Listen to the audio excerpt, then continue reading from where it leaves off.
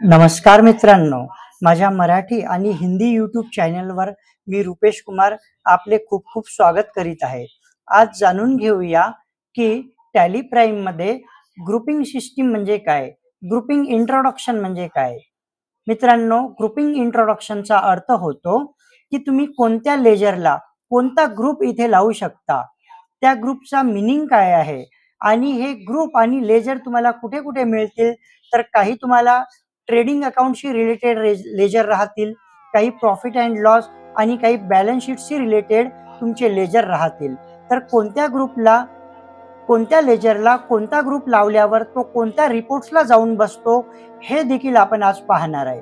तर चला, आपले सर्वांचे माझ्या टॅली वैद दिशाई या चॅनलवर खूप खूप स्वागत आहे। मित्रांनो, तुम्ही आजवर माझ्या पाहिलेल्या व्हिडिओमुळे मी एक नवीन पण चॅनल बनवलेला आहे ज्याचं नाव आहे ब्रेन बूस्टर। तर तुम्ही या ब्रेन बूस्टर या चॅनलला सुद्धा सर्च करून तेथून माझे नवनवीन व्हिडिओ बघू शकता। तर आता सुरू करूया।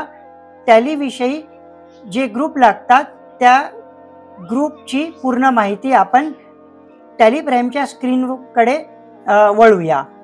तुम्ही इथे बघत आहे माझा टॅली प्राइमचा स्क्रीन, जिथे मी एक कंपनी ओपन करून ठेवलेली आहे, टॅली वैद दिशाई। आणि टॅली वैद दिशाई हे माझ्या यूट्यूबचं नाव सुद्धा आहे।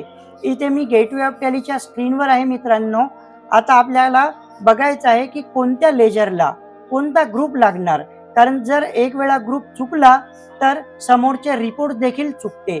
याचा अर्थ असा की ग्रुप लावणे म्हणजे एखाद्या गाडीचं स्टेअरिंग वळवणे। जर गाडीचं स्टेअरिंग दुसरीकडे वळवल्या गेलं तर आपण त्या ठिकाणावर पोहोचू शकणार नाही। तर मी इथून सुरुवात करत आहे।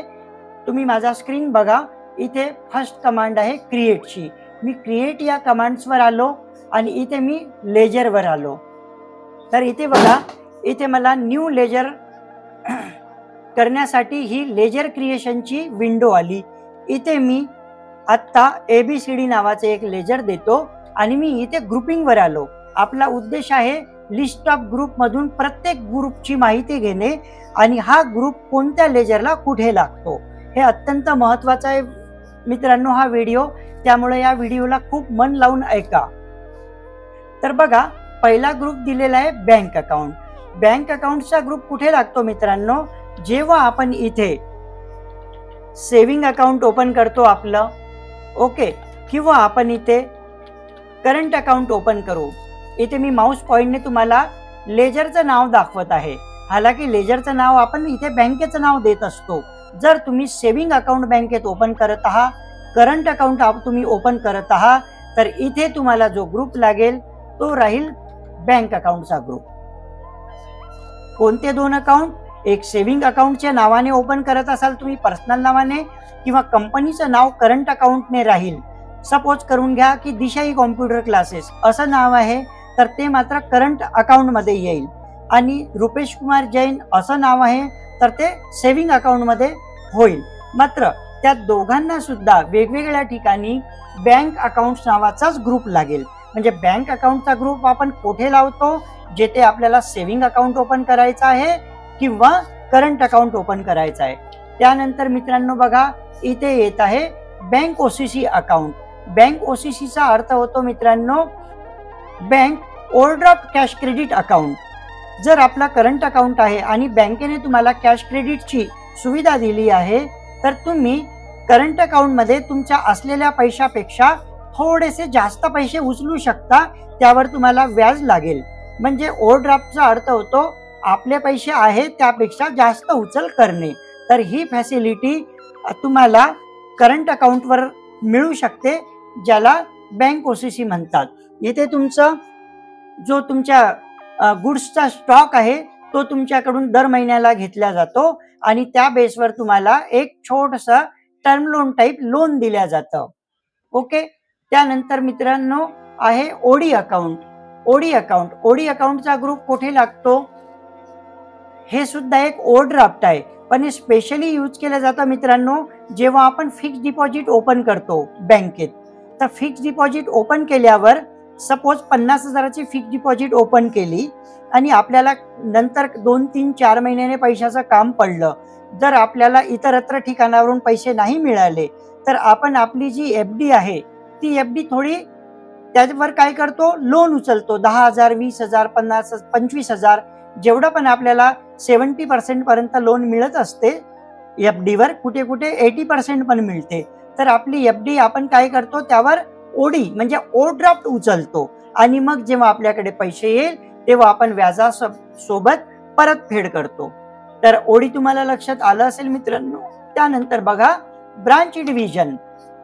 ब्रांच डिव्हिजन म्हणजे काय की एकाच ओनरची जी कंपनी किंवा संस्था वेगवेगळ्या ठिकाणी कार्यरत आहे आणि त्या संस्थेचे अकाउंट मेन ब्रांचला होत आहे. सपोज उदाहरणार्थ आपण घेऊ की दिशाई कॉम्प्युटर क्लासेसची मेन ब्रांच कारंजा घाटगे आहे आणि दिशाई कॉम्प्युटर क्लासेसने एक ब्रांच काटोलला ओपन केलेली आहे रुईया हायस्कूल समोर.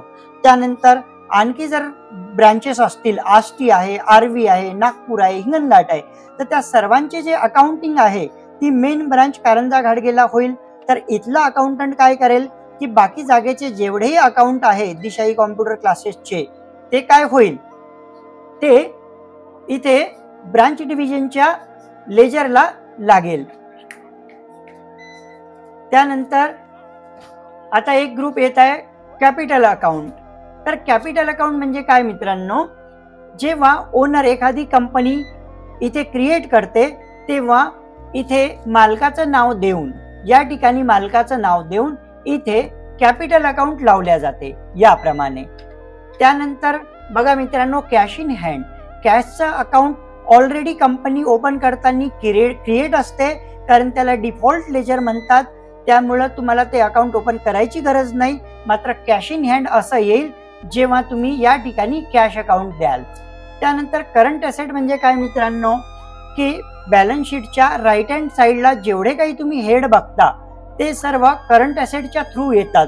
त्यामध्ये थोडी कॅटेगरी असते की करंट ॲसेटमध्ये फिक्स ॲसेट आहे का, इन्व्हेस्टमेंट आहे का, बँक अकाउंट आहे का, कॅश इन हँड आहे का, क्लोजिंग स्टॉक आहे का, याप्रमाणे, किंवा रिसिवेबल आहे का. त्यानंतर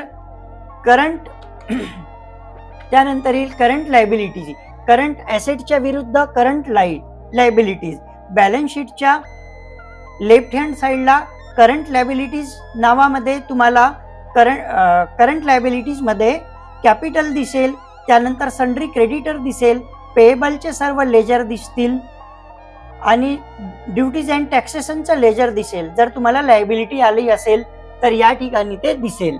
तर करंट लायबिलिटीजचा ग्रुप आपण अशा ठिकाणी देतो की जिथे कॅपिटल पासून तर ड्युटीज अँड टॅक्सेस पर्यंत लेजर येतात.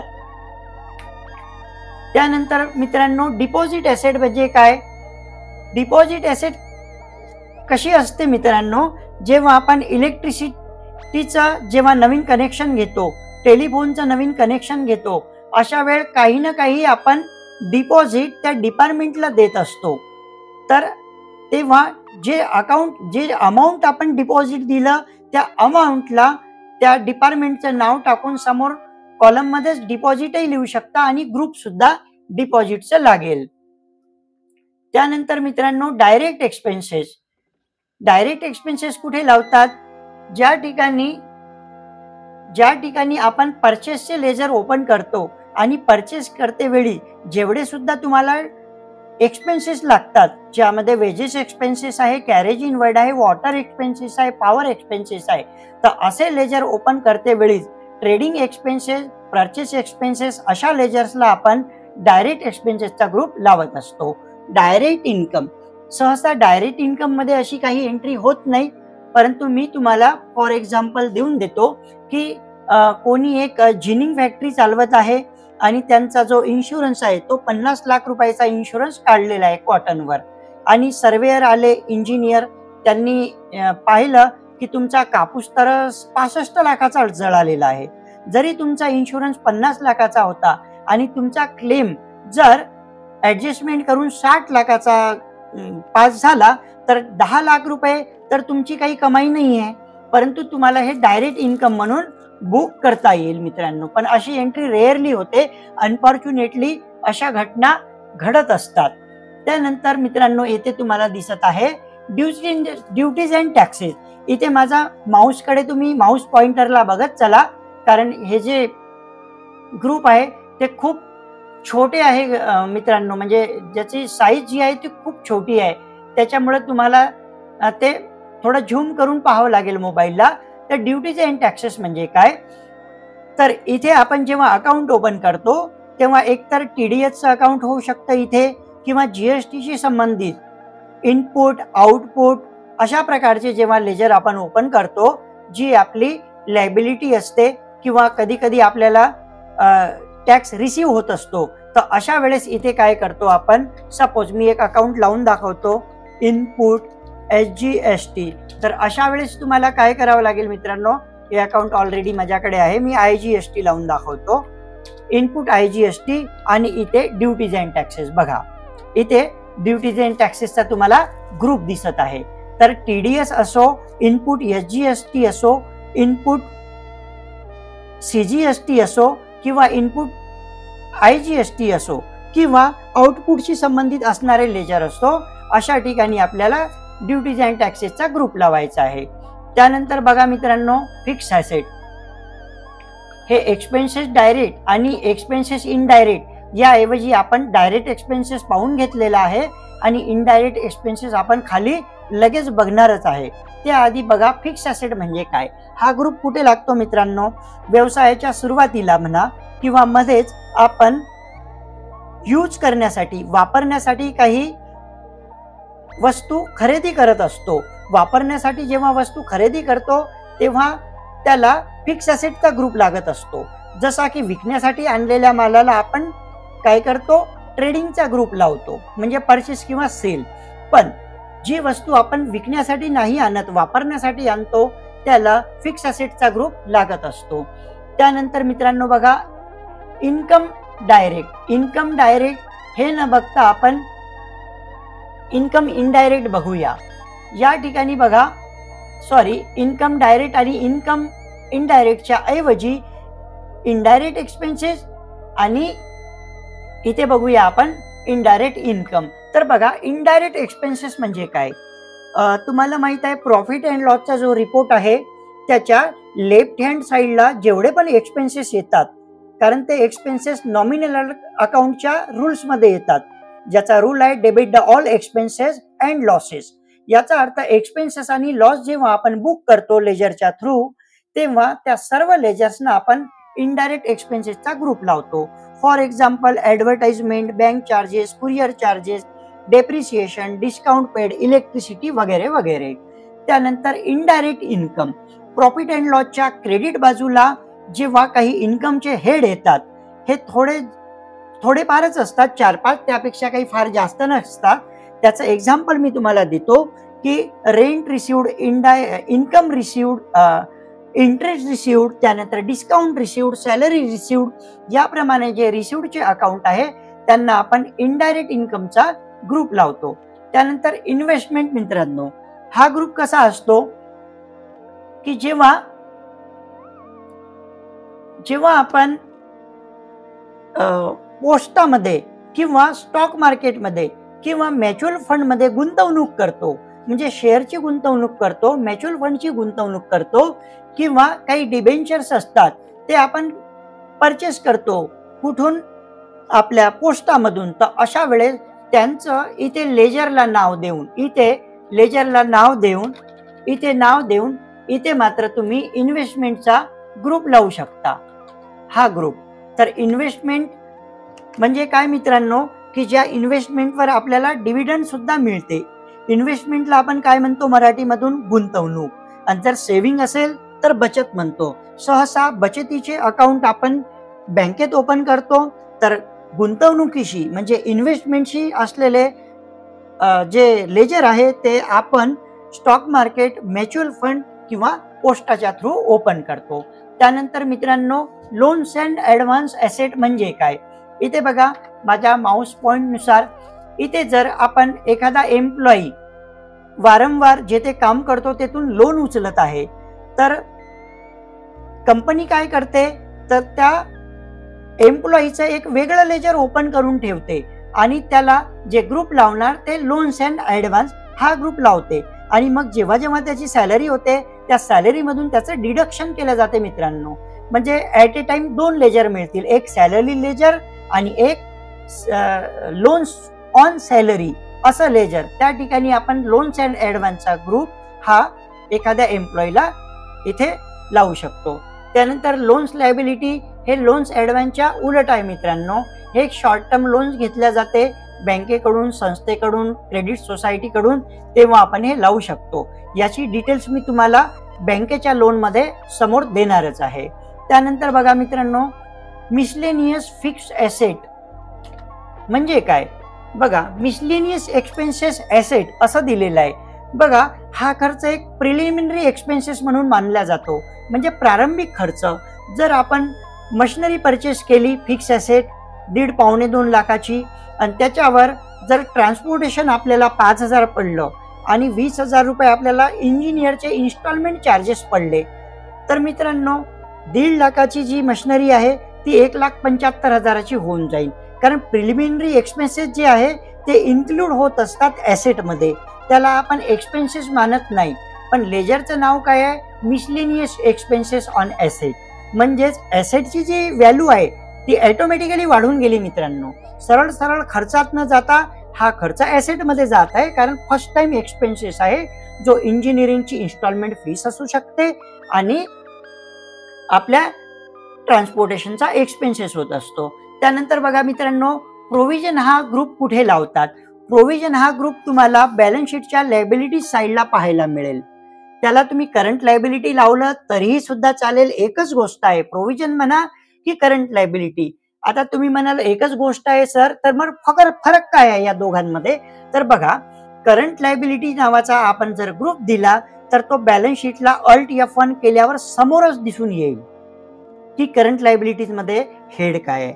जर आपण प्रोव्हिजनचा ग्रुप लावला तर मात्र फक्त प्रोव्हिजन असंच दिसेल. जर तुम्ही त्याला एंटर केलं त्यानंतर मात्र तुम्हाला दिसेल की तुम्ही प्रोव्हिजन मध्ये कोणकोणत्या लेजरला प्रोव्हिजनचा ग्रुप लावला आहे. याशिवाय फारसा काही फरक नाही आहे. आता जाणून घेऊया प्रोव्हिजन म्हणजे काय.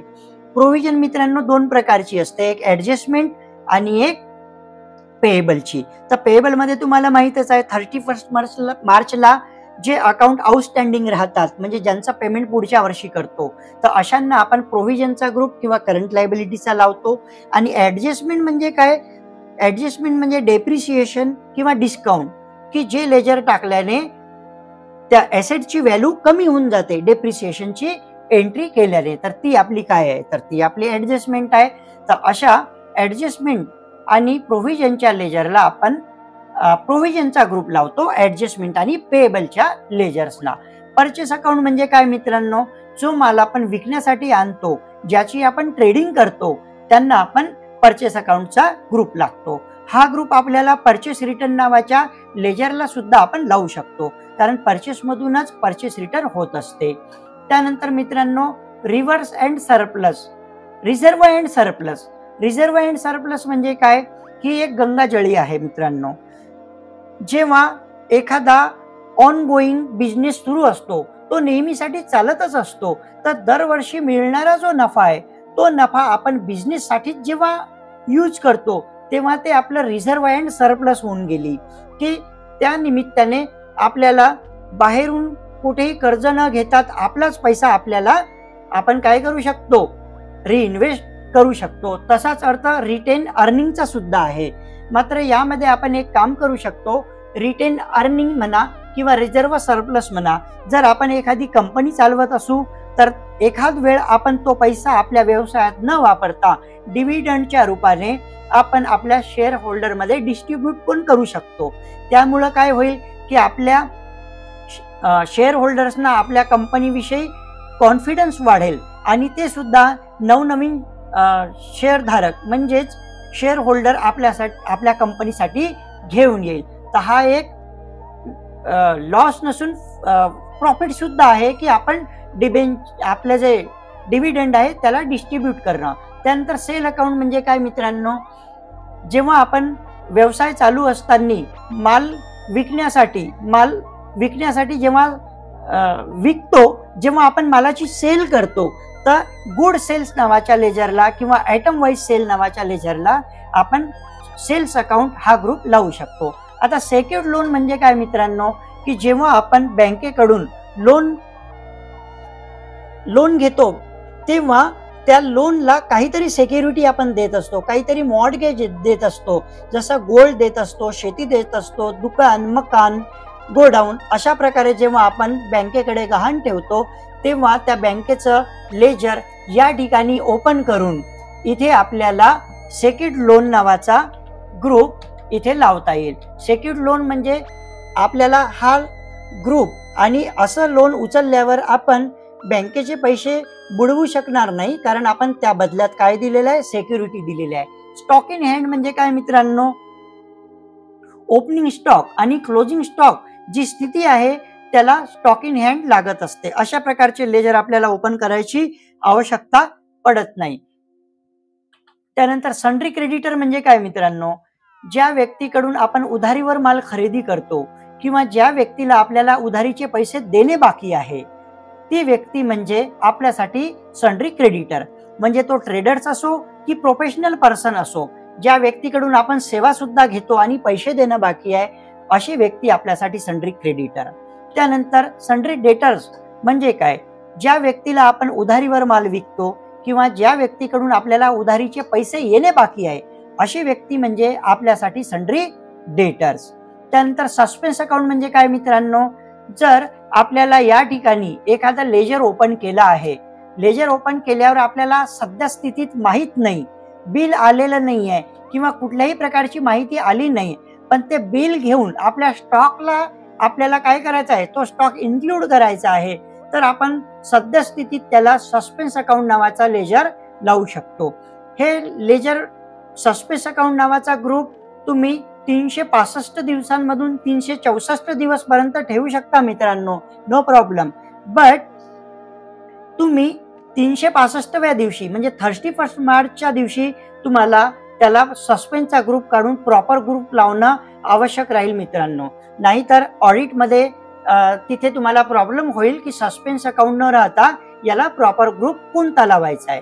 त्यानंतर अनसेक्युर्ड लोन म्हणजे काय मित्रांनो, जेव्हा आपण आपल्या कंपनीकडून एखाद वेळेस लोन घेतो, ॲज अ एम्प्लॉई आपण काय करतो, ॲज अन एम्प्लॉई आपण लोन उचलतो, तर त्यावेळेस कसं आहे की मालक तिथे अनसेक्युर्ड लोन लावून ठेवतो.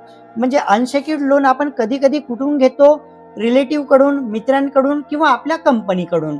50-50 हजार रुपये लोन घेतलाय, कधीतरी बाय इन्स्टॉलमेंट आपण परत करू, तर अशा वेळेस अनसेक्युर्ड म्हणजे हे जे लेजर आहे हे सेक्युर्ड नाही आहे मित्रांनो, हा पैसा आपण बुडवू पण शकतो, म्हणूनच त्याला अनसेक्युर्ड लोन म्हणतात. कोणीतरी आपल्याला आपला भरोसा पाहून दिलेलं हे एक छोट्या प्रकारचं लोन आहे. त्या तिथे ज्यांच्याकडून आपण लोन घेतलं इथे आपण त्यांचं नाव देऊन या ठिकाणी आपण अनसेक्युर्ड लोन नावाचा ग्रुप लावू शकतो. तर आजच्या सत्रात मित्रांनो मी तुम्हाला सांगितलं की बघा, ट्रेडिंग मध्ये जाणारे जे तुमचे लेजर आहे ते परचेस आहे, परचेस रिटर्न आहे, डायरेक्ट एक्सपेन्सेस आहे, त्यानंतर सेल्स आहे, क्लोजिंग स्टॉक आहे, सेल्स रिटर्न आहे. अशा प्रकारच्या लेजरला कोणते ग्रुप लावतात हे मी तुम्हाला लक्षात आणून दिलं. त्यानंतर येतो प्रॉफिट अँड लॉस, तर तिथे A to Z जे आपल्या खर्चाचे लेजर आहे, तुम्हाला ॲडव्हर्टाईज पासून तर युनिफॉर्म पर्यंत, ट्रॅव्हलिंग पर्यंत किंवा इन्कमचे जे तुमचे लेजर आहे ज्यामध्ये रिसिव्ड शब्द असणारे आहे, रेंट रिसिव्ड, इंटरेस्ट रिसिव्ड वगैरे वगैरे, यांना कोणते ग्रुप लागतात मी ते सुद्धा तुम्हाला सांगितलं. त्यानंतर आपण बॅलन्स शीट कडे वळलो होतो आणि बॅलन्स शीटला जे ग्रुप लागतात इथे मी तुम्हाला दाखवून देतो. बघा, 2 साईड आहे, ॲसेट साईड आणि लायबिलिटी साईड. इथे येणाऱ्या सर्व लेजरचा मी तुम्हाला मेन्शन करून तिथे ग्रुप लावून दाखवलं मित्रांनो. तर या आणि अशा नवनवीन व्हिडिओसाठी तुम्ही माझा प्रत्येक व्हिडिओ बघत चला मित्रांनो.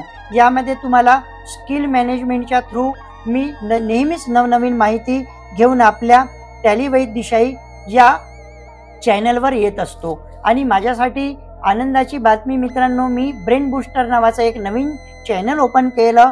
त्यामध्ये MPSC, UPSC आणि बऱ्याचशा विषयावर, सर्व सब्जेक्टवर किंवा धार्मिक सब्जेक्टवर मी नवनवीन व्हिडिओ घेऊन येणारच आहे. त्यामुळे तुम्ही हे चॅनल पण बघत राहा आणि या चॅनलला सुद्धा सबस्क्राईब करून घ्या. आजचा व्हिडिओ तुम्हाला आवडला असेल तर तुम्ही व्हिडिओला लाईक करा, शेअर करा. जय हिंद, वंदे मातरम.